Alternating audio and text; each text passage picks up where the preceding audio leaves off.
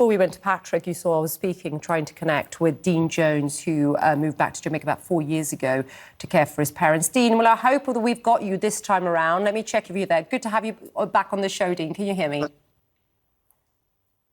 Wonderful. Thank you for welcoming me. I can hear you. Fantastic. Dean, just give us a sense, first of all, where you are. I know in Tower Isle, where that is within Jamaica, and what the last 24 hours has been like for you. So Tower Isles is approximately 5 minutes from Soares, and it has been like a scene out of the perfect storm. You know, the part when you think it's going to end and it just gets worse. That's what it was like on Tuesday night, and in the run up to the hurricane. It was every night from Sunday. And the worst thing about this storm is because I'm a chartered construction manager, surveyor, project manager, and of course, realtor, I knew the damage that a storm with 165 miles per hour to 185 miles per hour could do to a country like Jamaica, which is still developing. Can you speak to the damage you have seen as the sun come up in Jamaica? What has that damage been like? Speak to that. I mean, waking up this morning, I didn't know what I was waking up to, and I was very nervous. The damage I've woken up to in my immediate community is the landscape has totally changed. I can see buildings and structures I've never seen before. Trees, entire landscape has gone down. The trees have been decimated. Some houses have localized damage. There's some serious damage around me, including the property I'm in. The road, I'm blocked in. I can't leave this road. There's things everywhere.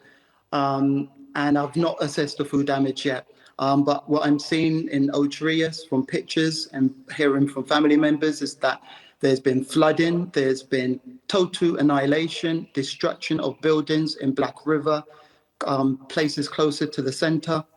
I can't reach a lot of friends and family. I don't know where my business is now. I don't know whether I'm going to have a business, what real estate is going to be like, and it's a very nerve-wracking time. I can imagine. You work in real estate, and I just wonder for viewers around the world, Dean, whether would the majority of people, would they have insurance? Would the hurricane, I'm sorry for my ignorance here, would it be covered under their premium? Just speak to the reality potentially for many here. I mean, the reality is, and I'm being very honest to say that a lot of returnees, speak to the returnees, we return, and most of us were on pensions. I'm not a pensioner yet, I'm not there yet, but no, they cannot afford insurance. It's usually about 10 to 15 times more expensive than the UK, and I expect more expensive than the US as well. And locals, well, no, insurance is not a thing that people do here. So when your home gets damaged, you know, you've got to rebuild, and it's a case where people save sometimes, or they just roll the dice.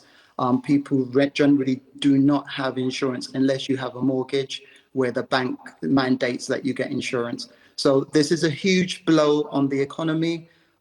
Jamaica really didn't need this. I hope that some lessons have been learned.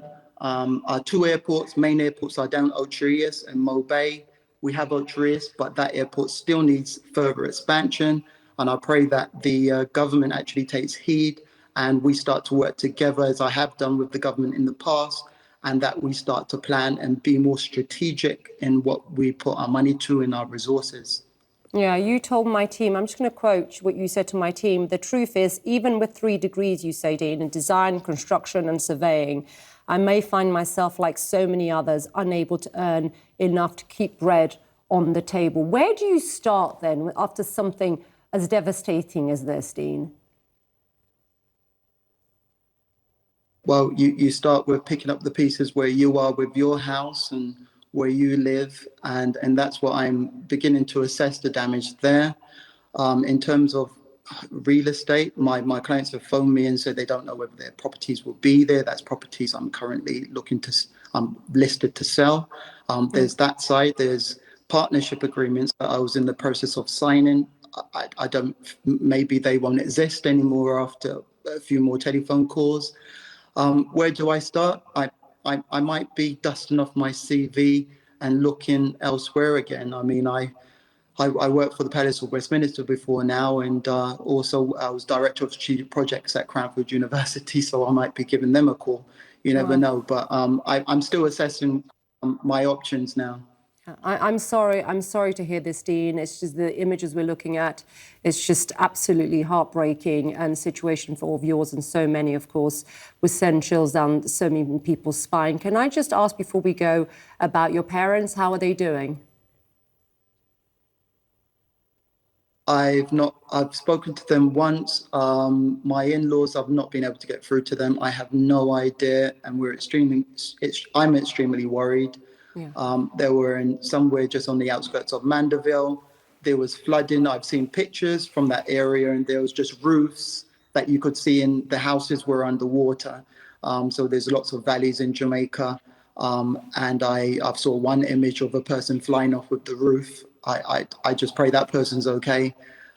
I'm not too sure where they're at. I pray that they're doing okay, and I'll hear from them soon.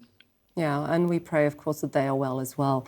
Dean, thank you very much for taking the time to speak to us. Thank you. Best of luck, by the way.